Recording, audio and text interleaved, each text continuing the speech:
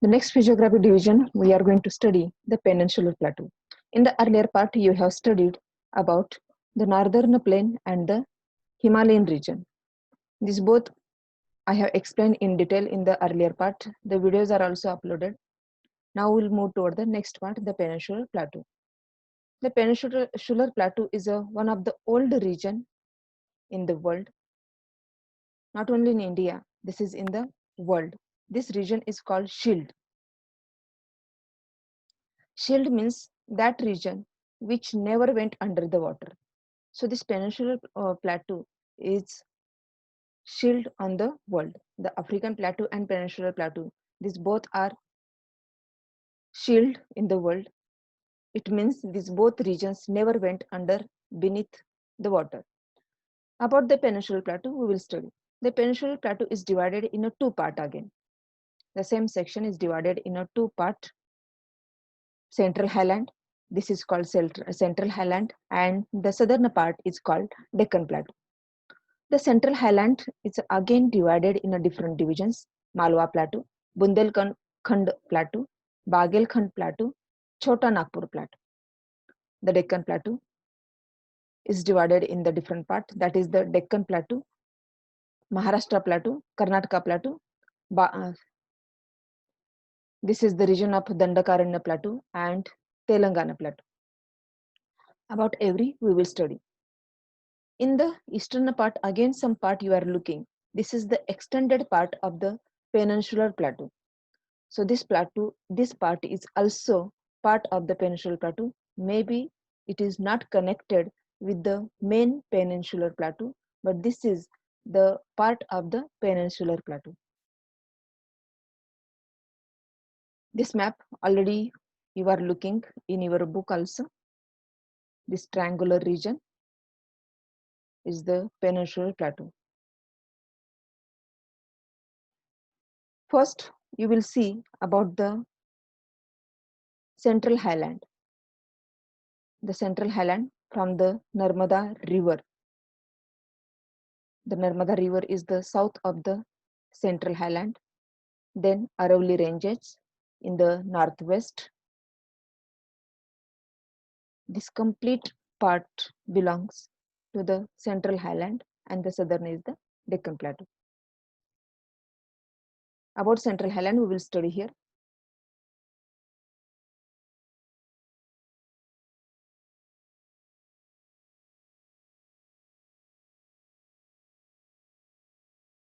The peninsular plateau's first part, it is having two broad divisions, the central highland and the Deccan plateau. About the central highland we will study. The eastward extension of peninsular plateau are locally known as the Bundelkhand and Bagelkhand. This is the Bundelkhand and Bagelkhand, eastward part of the central highland, Bundelkhand and Bagelkhand. Then the Chotanagpur plateau marks the further eastward extension drained by the Damodar river.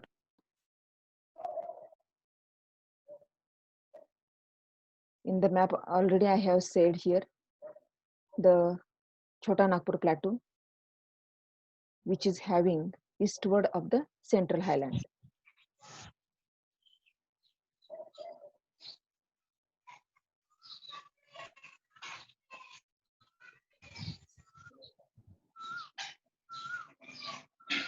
The peninsular plateau is composed with the crystalline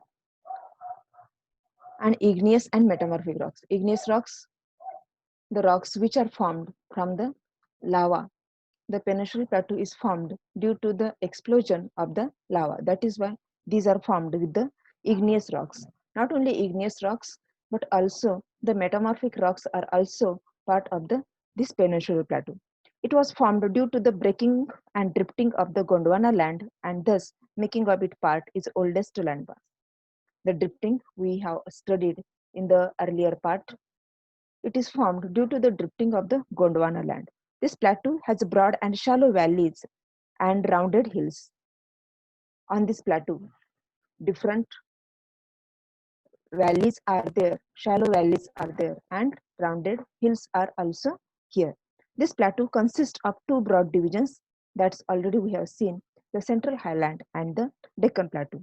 The part of Peninsular Plateau lying to the north of the Narmada River, covering a major area of the Malwa Plateau, is known as the Central Highland. Which part is called Central Highland? We have studied.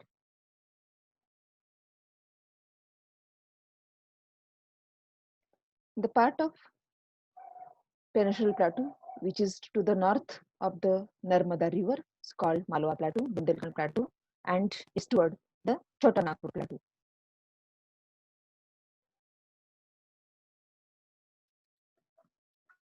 The Vindhya Range is bounded by the Central Highlands. The Vindhya Range toward the south of the Central Highland you are looking.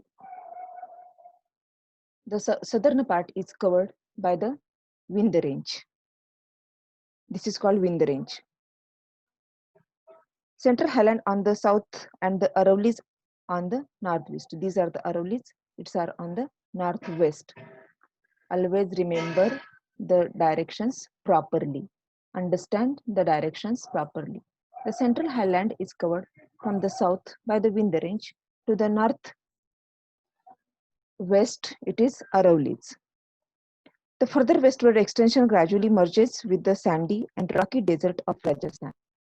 This is merging toward the part of the Rajasthan which are sandy. Sandy part means covered by the sand. The flow of rivers draining this region, namely the Chambal, the Sindh, the rivers are here, the Chambal River, Sindh River. These are flowing toward the east, northeast. It means the plateau flow, the river's flow always says us the slope of the region. This indicates the slope is having toward the northeast.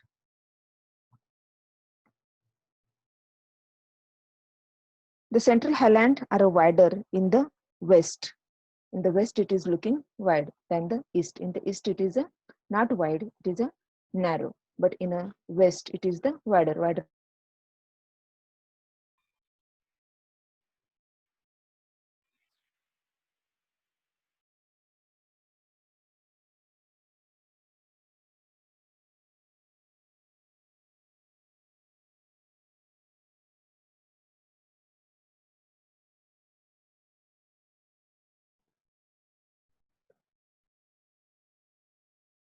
Are you getting my voice now?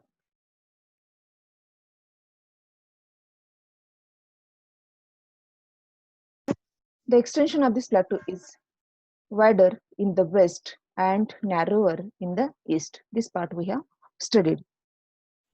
Then about Bagelkhand, Bundelkhand, Malwa Plateau. This is also with the help of map in the earlier part we have studied. And this is the eastern part of Central Highland, which we extended, which said at the Chota Nagpur Plateau.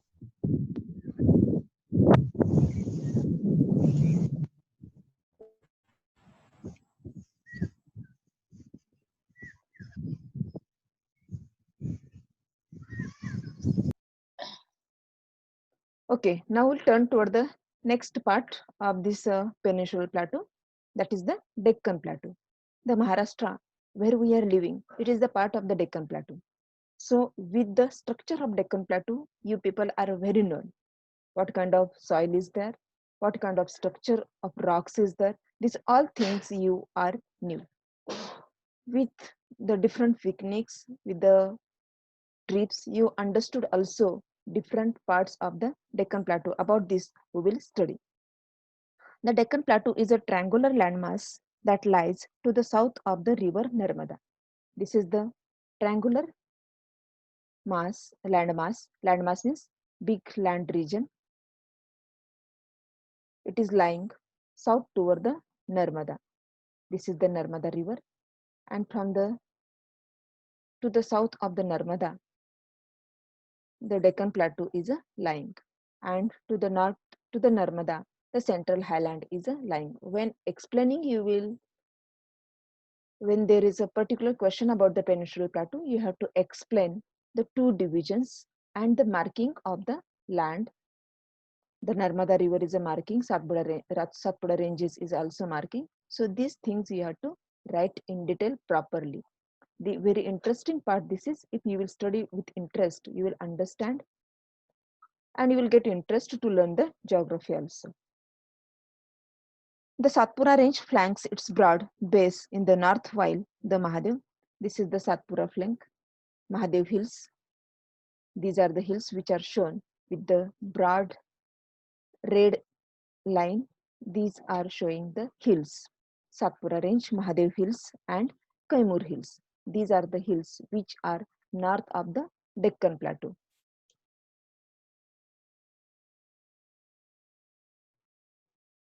So whenever there is a need, you have to take the India's outline map and locate this part on that map. You will understand this part practically when you will do. You have to do it, locate it practically, then you will understand very properly. By the outline map of the India, for every lesson it is needing, for every lesson differently you will use. The Deccan Plateau is higher in the west and slopes gently toward the east. Again, the rivers are here, which indicates the slope of the region. On the Deccan Plateau, the slope of rivers you are looking toward the west to east. These all rivers are draining toward east. It means this Deccan Plateau is in a high more in the west and lower in the east. With the colors are indicating here. The dark color is showing high height and the low is showing, the faint is showing the low. So with the help of this river flow, you will understand the slope of the region. So the slope of the region of the Deccan Plateau is from west to east. An extension of the plateau is also visible in the northeast, locally known as a Meghalaya, Karbi Along Plateau and North Sachar. The extension you are looking of the Deccan Plateau here, Chhattisgarh, Northern Sachar. This is the extension of the Deccan Plateau. It is separated by the faults of the Chota Nagpur Plateau. The Chota Nagpur Plateau separated this part from the main peninsular plateau. Three prominent hills ranges from the west to east are Garo, Khasi and Jaintia hills.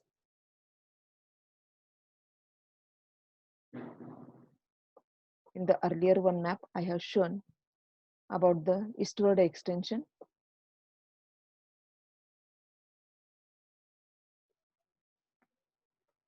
In the eastern extension, the hills are here, Garo hills, Khasi hills and the Jaintia hills. In this map also you are looking, Garo, Khasi, Jaintia.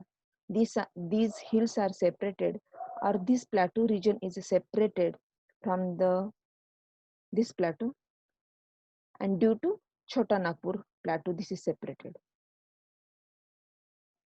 This is all about the peninsular plateau.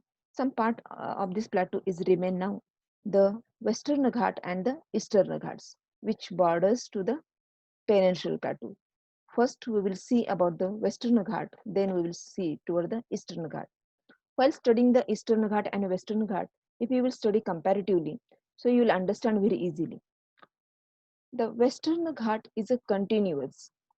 It is you are looking. There are no many passes. Very short breaks are here. You are looking. These are also not breaks. These are passes which joins the Konkan part to the peninsular plateau. But if you will look toward the Eastern Ghat, the Eastern Ghat is not continuous and it is having breaking. This is the erosion work of the rivers, which rivers flowing from the peninsular plateau. These rivers eroded the part of the Eastern Ghat and made these breaks here. In the height also, the height of Western Ghat is more than the Eastern Ghat. The western and eastern Ghat marks the western and the eastern edge of the Deccan Plateau. Western Ghat lies parallel to the west coast. It is lying to the west coast. They are continuous. Already I have said it. Borghat, Palghat, these are giving place to join, or it's are making access these coastal land toward the peninsular plateau. About the height, we will look.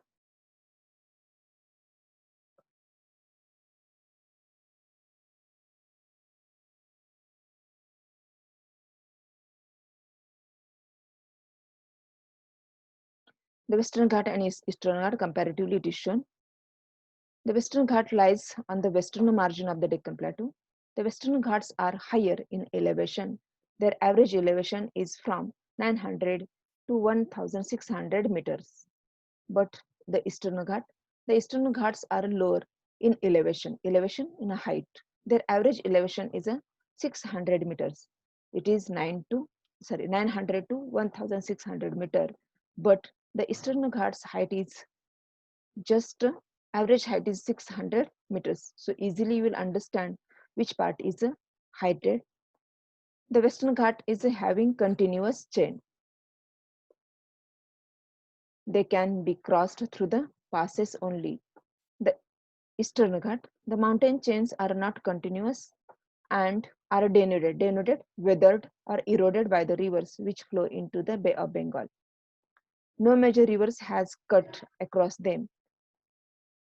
Not major rivers cut the Western Ghat, but the Eastern Ghat is cut by the rivers Godavari, Mahanadi, Krishna, and Kaveri. This is all about the Western Ghat and the Eastern Ghat. In the Western Ghat, Anaimudi is the highest peak.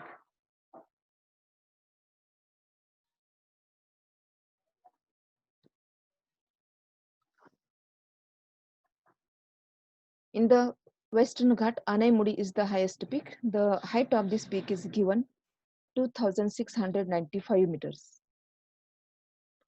And in the Eastern Ghat, Mahendragiri is the highest peak. The height of the Mahendragiri is given 1501 meter. So easily you will understand the Western Ghat is in the height more than the Eastern Ghat. All about the Western Ghat and the Eastern Ghat we have studied. If you have any doubt, you can write down, you can ask me afterward. After this, immediately we are going to start to the next session, next part.